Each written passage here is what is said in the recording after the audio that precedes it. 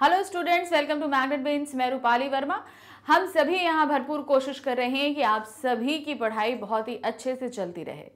तो हमारी कोशिश में हमारा साथ देते रहिए और इसी की कोशिश में हम साथ में आज जो वीडियो लेकर आए हैं वो है हमारी क्लास 5th की हिंदी की बुक है रिमझिम, जिसका पाठ है 9, एक माँ की बेबसी। ये एक कविता है। इस कविता को हम पढ़ेंगे और इसकी व्याख्या को हम इस वीडियो में करेंगे, लेकिन साथ ही हम क्या देखेंगे, इस कविता की व्याख्या करने के पश्चात हम ये देखेंगे कि हमारी बुक में आगे आने वाले पाठ हमें क्या क्या बता रहे हैं, क्योंकि आगे आने वाले जो पाठ हैं वो हमें गुदगुदाने वाले हैं, हमें हंसाने वाले हैं, तो उनको हम देखेंगे। तो यहाँ पर क्या दिया गया है, सबसे पहले हम पोयम पढ़ रहे हैं, फिर एक्सप्लेनेशन भी देखेंगे। ना जाने किस अदृश्य पड़ोस से निकल कर आता था वह खेलने हमारे साथ, रतन जो बोल नहीं सकता था खेलता था हमारे साथ। एक टूटे खिलौने की तरह देखने में हम बच्चों की ही तरह, था वह भी एक बच्चा, लेकिन हम बच्चों के लिए अजूबा था क्योंकि हमसे भिन्न था। तो यहाँ पर क्या था कि किस तरीके से एक अदृश्य जो जगह है वहां से वो बच्चा आता है, खेलने के लिए आता है, और वो हम सभी के लिए अजूबा है क्योंकि वो बोल नहीं सकता, उसकी बातों को नहीं समझ पाते, इसलिए वो सभी देखने में हम जैसा ही लगता है लेकिन वो बोल नहीं सकता, इसलिए एकदम भिन्न है वो। तो इसको सबसे पहले प्रसंग लिखेंगे। प्रसंग में हम क्या लिखते हैं कि हमारी पुस्तक कहाँ से, कौन से पाठ से लिया गया है, उसके रचयिता कौन है। तो यहाँ पर क्या दिया है, प्रस्तुत पंक्तियां हमारी पाठ्य पुस्तक रिमझिम भाग 5 में संकलित कविता एक माँ की बेबसी से ली गई है। इन पंक्तियों के रचयिता कुंवर नारायण जी हैं। तो यहाँ पर क्या लिखेंगे, अब इसके अर्थ को कैसे लिखेंगे। रतन नाम का एक बच्चा है जो बोल नहीं पाता, वह रोज हम बच्चों के साथ खेलने आता है। वह हमारे साथ खेलते समय एक टूटे खिलौने की तरह लगता है। देखने में रतन बिल्कुल एक बच्चा लगता है, मतलब अगर उसको हम सामने से देखेंगे तो वो एकदम एक बच्चे जैसा लगता है, लेकिन हमसे अलग है क्योंकि वह बोलने में असमर्थ है। शायद इसीलिए हमारे लिए वह एक अजूबा है, क्योंकि हम सभी बोल लेते हैं, खेल लेते हैं, बच्चे समझ नहीं पाते हैं कि भाई वो क्यों नहीं बोल पा रहा, क्या कारण है। तो यही चीज़ें उनके लिए बहुत ही अलग तरीके से चीज़ लगती है। थोड़ा घबराते भी थे हम उससे क्योंकि समझ नहीं पाते थे उसकी घबराहटों को, ना इशारों में कही उसकी बातों को, ना उसकी भयभीत आंखों में हर समय दिखती उसके अंदर की छटपटाहटों को। तो अब यहाँ पर क्या बता रहे हैं लेखक, क्या बोलते हैं कवि हमारे कि थोड़ा सा घबराते थे हम। क्यों घबराते थे, क्योंकि हम उसको समझ नहीं पाते थे कि वो बच्चा क्या चाह रहा है। जैसे हम सभी खेलते हैं तो खेलते समय हम बोलेंगे नहीं नहीं हम ये करेंगे, तुम वो करो, तुम वो करो, सब अपने अपना व्यूज रखते हैं। लेकिन जब वो खेलता था तो वो कुछ बोल ही नहीं सकता, अपने व्यूज नहीं रख सकता, अपनी मर्जी नहीं रख सकता। तो बाकी सभी बच्चे क्या होते थे, घबरा जाते थे कि ये बच्चा क्या कहना चाहता है, क्या समझना चाहता है। उसकी घबराहटों, ना इशारों में कही उसकी बातों को, क्योंकि ना हम उसकी घबराहटों, क्योंकि वो बोल नहीं पाता तो अपनी घबराहट नहीं बता पाता, और जो वो इशारे करता वो इशारे हम समझ नहीं पाते थे। ना उसकी भयभीत आंखों और हर समय दिखती उसके अंदर की छटपटाहटों को, ना उसकी आंखों को समझ पाते, ना उसकी इशारों को समझ पाते, ना उसके अंदर की जो छटपटाहट थी ना उसको समझ पाते, और ना ही वो जो घबराता था उसको समझ पाते। मतलब वो आता खेलने, हमारे साथ खेलता, लेकिन उसको समझ पाना हम सबके लिए बहुत ही कठिन था। तो इन पंक्तियों का प्रसंग और अर्थ क्या होगा, प्रसंग हमारा वैसे ही रहेगा, सारे पैरा का प्रसंग आप वैसे ही लिखेंगे, उनमें कोई चेंज नहीं आएगा। तो क्या है, प्रस्तुत पंक्तियां हमारी पाठ्य पुस्तक रिमझिम भाग 5 में संकलित कविता एक माँ की बेबसी से ली गई है। इन पंक्तियों के रचयिता कुंवर नारायण हैं। इन पंक्तियों में कवि ने एक गूंगे बालक की बेबसी को दिखाया है। तो इन पंक्तियों में क्या होता है, कैसा एक बच्चा कैसा महसूस करेगा, क्या लाचारी, क्योंकि वो अपनी बात समझा नहीं पा रहा, बता नहीं पा रहा, तो वो जो बेबसी है वो यहाँ पर बताई गई है। तो क्या दिया है, रतन नाम का एक बच्चा है जो बोलने में असमर्थ है। वह हम बच्चों के साथ रोज खेलने आया करता है। हम उससे थोड़ा घबराते थे क्योंकि ना तो हम उसकी घबराहटों को समझ पाते थे, ना उसके इशारों को। वो भाई उसे बोल नहीं पाता तो इशारों से समझाएगा, तो ना हम चीजों को समझ ही नहीं पा रहे वो कहना क्या चाह रहा है। वह इशारों में बहुत सारी बातें कह जाता, लेकिन हम उन्हें बिल्कुल नहीं समझ पाते थे, हमें कुछ समझ में ही नहीं आता था। उसकी आंखों में हमेशा एक भय समाया रहता था, हम उसे भी नहीं समझ पाते थे। तो क्या होता था, एक डर रहता था कि भाई कैसे हम चीज़ों को करें। वो डर जो है वो नहीं समझा पाता था चीज़ों को। तो इससे ये सारी चीज़ें इन पंक्तियों में एक्सप्लेन की गई हैं। अब आगे देखते हैं इन पंक्तियों को। जितनी देर वह रहता, पास बैठी उसकी माँ, निहारती रहती उसका खेलना। अब जैसे जैसे कुछ बेहतर समझने लगा हूं, उसकी भाषा जो बोल नहीं पाते हैं, याद आती है रतन से अधिक उसकी माँ की आंखों में झलकती उसकी बेबसी। और कविता किसकी लिखी हुई है, कुंवर नारायण जी की। तो यहाँ पर क्या बता रहे हैं इन पंक्तियों में, जितनी देर वह रहता था, मतलब जितनी देर वो बच्चा वहाँ खेलने आता था, उसकी माँ भी वहाँ बैठी रहती थी और बैठे वो बच्चा खेलता रहता था और उसकी माँ उसको देखकर निहारती रहती थी, देखती रहती थी। अब जैसे जैसे कुछ बेहतर समझने लगा, कवि कहते हैं कि अब धीरे धीरे मैं उस बच्चे को, उसकी कही बातों को, उसके इशारों को मैं समझने लगा था। तो अब क्या है, अब बहुत ज्यादा याद आती, समझने लगा था अब नहीं। तो अब क्या कहते हैं, अब रतन मुझे उतना याद नहीं आता, मुझे याद आता है उसकी माँ की आंखें, जिसमें बहुत ज्यादा बेबसी थी कि वो उसका बच्चा आगे चल के क्या करेगा, कैसे करेगा। हर एक माँ को होता है ना, उसका बच्चा नहीं कर पा रहा तो उसे भी तकलीफ, बच्चा जितना नहीं कर पा रहा, जितनी तकलीफ नहीं, उससे ज्यादा माँ को तकलीफ होती है। तो माँ को इस चीज की बड़ी तकलीफ थी कि वो बोल नहीं पाता, ये बेबसी उसकी माँ की आंखों से दिखती थी। तो क्या है इन पंक्तियों का प्रसंग और अर्थ। प्रसंग जैसे हमने बताया वैसा ही रहेगा, अर्थ में तब्दीली आएगी। तो क्या दिया है, प्रस्तुत पंक्तियां हमारी पाठ्य पुस्तक रिमझिम भाग 5 में संकलित कविता एक माँ की बेबसी से ली गई है। इन पंक्तियों के रचयिता कुंवर नारायण हैं। इन पंक्तियों में कवि एक गूंगे बच्चे और उसकी माँ की बेबसी का चित्रण कर रहे हैं। तो अभी इन खाली आप देख रहे हैं लास्ट लाइन में बदलाव आया कि इन पंक्तियों में क्या बताया गया, माँ की और बच्चे, गूंगे बच्चों की, दोनों की बेबसी को यहाँ बताया गया है। तो अर्थ क्या है, रतन नाम का एक बच्चा है जो बोलने में असमर्थ है। वह रोजाना हम बच्चों के साथ खेलने आया करता था। वह जब तक हमारे साथ खेलता, उसकी माँ उसके पास बैठी रहती। उसकी नज़र हमेशा खेलते हुए रतन पर होती थी। कवि कहता है कि तब वह बच्चा छोटा बच्चा था और बहुत कुछ समझ नहीं पाता था। अब बड़ा हो गया है और समझदार भी। अब उसे रतन की भाषा समझ में आने लगी है। यानी कि जब वो खेले जाते थे तो कभी हमारे छोटे थे, लेकिन अब रतन की भाषा को समझ रहे हैं। यह भी याद आने लगा है कि कैसे उसकी माँ बेबस आंखों से अपने गूंगे बच्चे को निहारती थी। कवि कहते हैं कि रतन से भी ज्यादा बेबस तो उसकी माँ थी। बड़ा होकर कवि एक गूंगे बच्चे की माँ की पीड़ा को महसूस करने लगा है। तो किस तरीके से वो महसूस कर रहे हैं, पहले तो वो देखते थे, घबराते थे, समझ नहीं, एक अजूबा था, लेकिन जैसे जैसे हमारे कवि बड़े हुए, यहाँ हमारे कुंवर नारायण जी, तो उनको ये चीज़ समझ में आई कि एक गूंगे बच्चे और उससे ज़्यादा उसकी माँ की जो बेबसी होती है वो कैसी होती है। तो यहाँ पर हमने पूरी कविता पढ़ी, उसको लाइन बाय लाइन समझा और साथ ही उसके प्रसंग और अर्थ को भी लिखा। अब इसी बुक में हमारे आगे जो हमारे क्वेश्चन आंसर्स के भी आगे दिया है मजाक टोला। मजाक टोला करके जो दिया है, हमारे इसके आगे आने वाले पाठों का परिचय है। किस तरीके से हमारे पाठ आगे आने वाले हैं ये इन लेखों में बताया जाएगा। चलिए देखते हैं, पढ़ते हैं हम।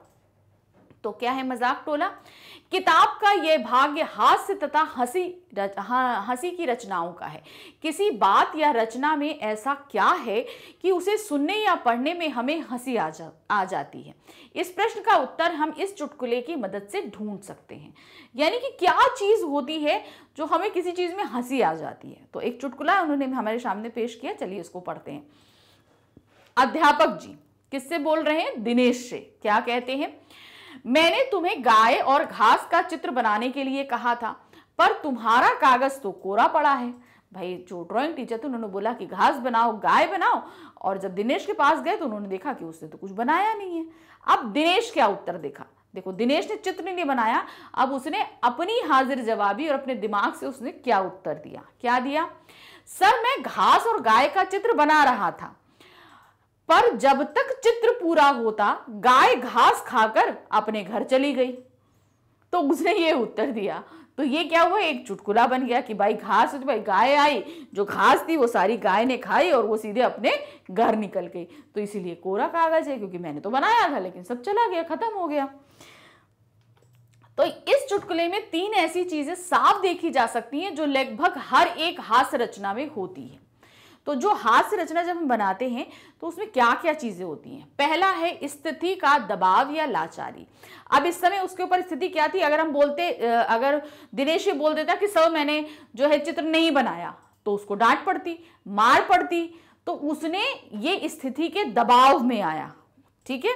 दूसरा, लाचारी से निपटने के लिए कोई एकदम नई कल्पना का सूझ जाना।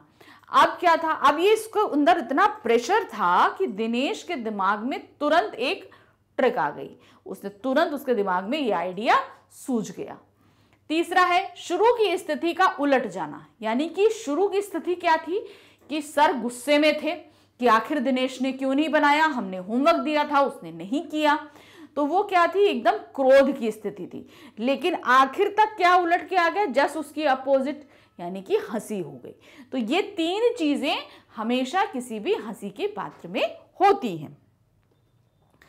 चुटकुले की शुरुआत में दिनेश पर यह दबाव था कि वह अपना चित्र दिखाए। चित्र उसने बनाया ही नहीं था तो दिखाएगा क्या? मगर अपनी कल्पना से वह एक ऐसा उत्तर देता है कि कमी ढूंढना मुश्किल है। उसके उत्तर को हम कल्पनाशील कह सकते हैं। जो चीज हंसने के लिए मजबूर करती है वह यही कल्पनाशीलता या सूझबूझ है जो एक दबाव वाली स्थिति को बदल देती है। तो यहां पर उसने अपनी सूझ और अपने इमेजिनेशन से जो स्थितियां थी उसको बदल दिया। इस तरह हम देखेंगे कि हम कह सकते हैं कि हर हास्य रचना एक काल्पनिक स्थिति का निर्माण करती है। कोई भी हंसी होगी, आप देखेंगे उसमें एक इमेजिनेशन जरूर होता है। हमें हंसाकर वह रोजाना की वास्तविक दुनिया या जिंदगी के दबावों में थोड़ी देर के लिए मुक्ति दिलाती है। हम कोई भी शो देखें, कुछ भी देखें, कुछ भी करें, तो वहां पर क्या होता है, अगर हमें हंसी आ रही है तो हम पूरा दिन के प्रेशर को भूल जाएंगे। आप अपने होमवर्क को भूल जाएंगे, कल टीचर ने क्या लर्न करने को दिया है ये भूल जाएंगे, कि आपके फ्रेंड्स के साथ आपकी क्या नोकझोंक हुई ये बोल देंगे, कि मम्मी डांटी, आप सब कुछ भूल जाएंगे। तो जो हंसी का है वो आपके दिमाग में एक इमेजिनेशन क्रिएट करेगा और आप हंसने लगोगे। आपकी स्थिति पे जितना दबाव था आपके ऊपर वो सभी कहीं ना कहीं हटके चला जाता है। जितना प्रेशर था आप कुछ भी फील नहीं करोगे, आप सिर्फ वो जो चल रहा है आप उसी को फील करेंगे। हास्य रचनाएं हमें कुछ सिखाने की कोशिश नहीं करती, वे केवल हंसाती हैं। पर ऐसी रचनाओं को गौर से देखकर हम यह समझ सकते हैं कि कोई रचना या उसकी भाषा हमें क्यों और कैसे हंसाती है। मतलब जो हंसाती हैं चीजें वो हमें कुछ सिखाती नहीं, लेकिन हमें रिलैक्सेशन जरूर देती हैं। लेकिन साथ में हमें यह भी देखना चाहिए कि ये कौन सी परिस्थितियों में हम हंसी को क्रिएट कर सकते हैं। अब क्या है, ये जो हमने एक चीजें दी गई, अब इसके बाद हमारे आने वाले पाठों के बारे में थोड़ा सा कुछ दिया गया है। क्या चीजें? ऊपर दी गई 3 विशेषताओं को इस खंड में शामिल रचनाओं में ढूंढा जा सकता है। 3 विशेषताएं जो हमने पढ़ी थी हास्य की, स्थिति का दबाव, सूझ और स्थिति का पलट, उल्टा हो जाना, ये 3 चीजें थी। ये तीनों ही चीजें हम अपनी आगे आने वाली रचनाओं में बिल्कुल देखेंगे। तो क्या है इसमें? चावल की रोटियां, आगे आने वाला हमारा जो पाठ है चावल की रोटियां, शीर्षक नाटक में कोको नाम के लड़के की लाचारी बढ़ती जाती है। चावल रोटियां अकेले बैठकर खाने की उसकी इच्छा अंत तक पूरी नहीं हो पाती। ठीक है, वो बहुत कोशिश करता है लेकिन वो खा ही नहीं पाता। फिर है दूसरी तरफ, दूसरा हमारा पाठ है एक दिन की बादशाहत में रोजाना होने वाली स्थिति उलट जाती है। घर के बड़ों को एक दिन के लिए बच्चों की तरह जीना पड़ता है। तो आगे जो है एक दिन की बादशाहत में बच्चों को एक दिन की सरकार मिल जाती है और जितने बड़े हैं वो सब बच्चे बन जाते हैं और बच्चे क्या होते हैं, वो बड़े बन जाते हैं। उनके हिसाब से सब कुछ घटित होने लगता है। अब उसके आगे और है उल्टी हुई स्थिति का मजा हम गुरु और चेले में भी देख सकते हैं। अब इसके आगे एक और पार्ट है गुरु और चेला। उसमें जब स्थितियां पूरी तरह पलट जाती हैं तो कैसे कैसे क्या क्या घटित होता है। यह एक ऐसी अंधेर नगरी की कहानी है जहां हर चीज एक समान कीमत पर बिकती है।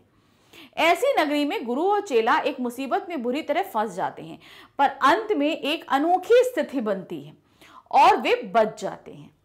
इस कविता की भाषा पर ध्यान दें तो हम शब्दों और मुहावरों के प्रयोग में छिपी हंसी को पहचान सकते हैं। तो ये एक कविता है गुरु और चेला।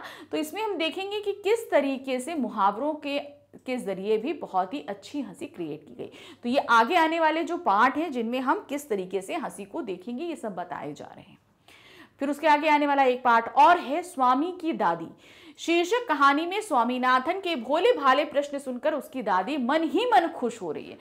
भाई बड़े बहुत अच्छे से चाहते हैं कुछ भी उनके साथ हम जो है टाइम एक्सपेंड करें। तो जब दादी के साथ स्वामीनाथन टाइम एक्सपेंड करता है और क्वेश्चंस पूछता है तो दादी उसी में मजे ले रही होती हैं।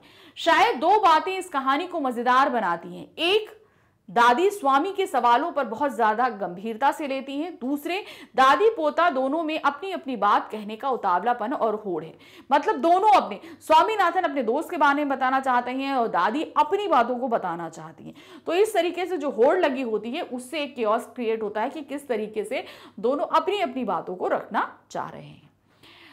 पहेली बुझाने वाली कहानियां भी एक अलग तरह का आनंद देती हैं। अकबर बीरबल के किस्से इसलिए लोकप्रिय हैं कि इनमें अकबर के कठिन प्रश्नों का जवाब बीरबल बड़ी चतुराई से देते हैं। गोनू झा के किस्से भी इसी प्रकार के हैं। तो आगे जो हम देखेंगे गोनू झा के किस्से भी हमें इसके बारे में बताएंगे। मजा देने वाली रचनाओं को हम एक और कोण से देख सकते हैं, यानी कि जिन रचनाओं से हमें बहुत ही ज्यादा आनंद आता है उसका एक और पॉइंट ऑफ व्यू भी होता है। क्या? हाजिर जवाबी, व्यंग और हंसाने वाली परिस्थितियां, घटनाक्रम और अतिशयोक्ति, यानी कि क्विक रिस्पॉन्स। अगर कोई चीज में हो रहा है तो आप कितनी जल्दी क्विक रिस्पॉन्स देते हैं, ये चीज हमें देखनी होती है। व्यंग, वो हम हंसी के जरिए भी बहुत बड़ी बात कह जाते हैं कि सामने वाला उस चीज को सुन भी ले और उसको बुरा भी नहीं लगे, तो ये एक व्यंग हो जाता है। हंसाने वाली परिस्थितियां का घटनाक्रम, यानी कि जो परिस्थितियां पैदा हो रही हैं उन घटनाक्रमों में हम किस तरह हंसी ला सकते हैं। और अतिशयोक्ति, यानी कि बहुत ज्यादा बढ़ा चढ़ाकर भी चीजों को कहा जा सकता है। यदि हम मजाक टोला की रचनाओं को इस दृष्टि से देखें तो गुरु और चेला तथा गोनू झा का किस्सा बिना जड़ का पेड़, हाजिर जवाबी और सूझबूझ के नमूने हैं। तो यहाँ पर जो मजाक टोला में दो हमारे पार्ट हैं, गुरु और चेला और बिना जड़ का पेड़, ये दोनों ही हाजिर जवाबी और सूझबूझ का खेल है। किस तरीके से जब चेला मुश्किल में फंस जाता है, गुरु और चेला, तो कैसे अपनी सूझबूझ और हाजिर जवाबी के जरिए उस मुश्किल परिस्थिति से निकलता है। और यही परिस्थितियां हम बिना जड़ के पेड़ में भी देखेंगे। चावल की रोटियां और एक दिन की बादशाहत में हास्य के तत्व परिस्थितियों और घटनाक्रम से पैदा हुए हैं। तो मतलब ये जो दो पार्ट हैं इसमें सिचुएशनली चीजें, सिचुएशन ऐसी बनी कि हमको हंसी आ रही है। स्वामी की दादी में हमें हंसाता नहीं है, पर दादी पोते के बीच मजेदार संवाद पढ़कर हम मुस्कुराते जरूर हैं। इसमें कोई हंसी मजाक नहीं है, लेकिन दादी पोती के बीच जो बातें हो रही हैं वो हमको मजा बस हम मजा ले रहे हैं, हंसेंगे नहीं लेकिन सिर्फ मजा लेंगे। डब्बू जी के पहले कार्टून में अतिशयोक्ति से हास्य पैदा होता है, तो दूसरा कार्टून व्यंग का उदाहरण है। तो आगे जो हम कार्टून कला देखेंगे तो उसमें भी ये सब चीजों का हमें व्यंग देखना मिलेगा। अब बच्चे व्यंग से क्या सीखते हैं? अब यहाँ पर आपको क्यों ऐसी हास्य पुस्तिकाएं पढ़नी चाहिए, क्या कारण है? तो क्या दिया है, बच्चों में स्वस्थ और बुद्धिमत्ता पूर्ण हास्यबोध पैदा करने के लिए हाजिर जवाबी और सूझबूझ की लोक कथाएं, कार्टून, हास्य व्यंग्य की रचनाएं अधिक से अधिक उपलब्ध कराई जानी चाहिए। तो क्या होना चाहिए कि पेरेंट्स से आपको जब भी आप कहीं जाएं तो आप थोड़ा सा इस तरीके की पुस्तिकाओं को लेने की कोशिश करिए, ऐसे कॉमिक्स या बुक्स लेने की जिनमें थोड़ा सा हंसी मजाक हो। तो ये क्या होगा, आपके अंदर हाजिर जवाबी और सूझबूझ को पैदा करेंगे।